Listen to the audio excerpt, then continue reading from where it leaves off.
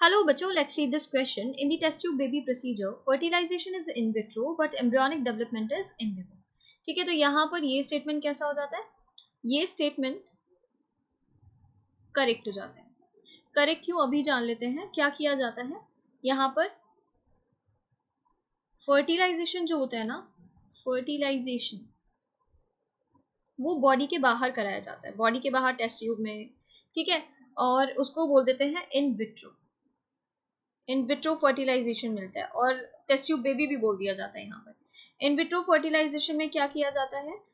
Embryo बनाया गया है लैब में, टेस्ट ट्यूब में.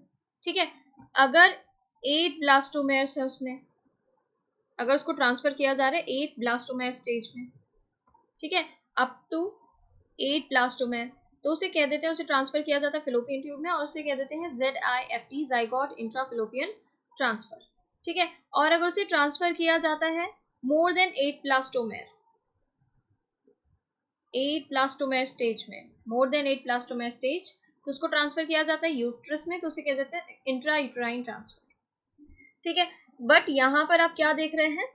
फर्टिलाइजेशन कहाँ हो रहा है? Outside the body, outside the female body. Female body क्यों बोल रहे हैं? क्योंकि फीमेल बॉडी में ही होता है ना फर्टिलाइजेशन.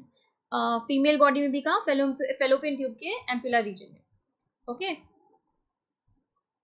और आउटसाइड एनवायरनमेंट वैसा ही रखा जाता है जैसा कि इंटरनल एनवायरनमेंट है, वैसा ही एनवायरनमेंट क्रिएट किया जाता है फॉर फर्टिलाइजेशन.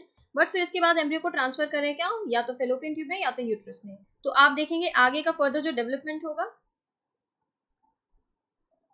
वो फीमेल बॉडी के अंदर होगा, फीमेल बॉडी में होगा. तो फीमेल बॉडी में होगा तो हम उसे क्या कहेंगे? इन विवो डेवलपमेंट कहेंगे, in vivo.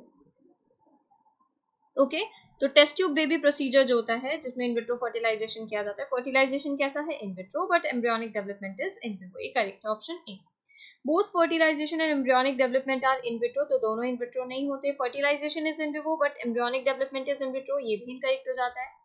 Both fertilization and embryonic development are in vivo, दोनों इन विवो नहीं है. और फर्टिलाइजेशन इन विवो मतलब फीमेल के बॉडी में फर्टिलाइजेशन करा रहे हैं और फिर उसके बाद एम्ब्रियो को निकालकर उसका डेवलपमेंट बाहर करें, तो ये इनकरेक्ट है.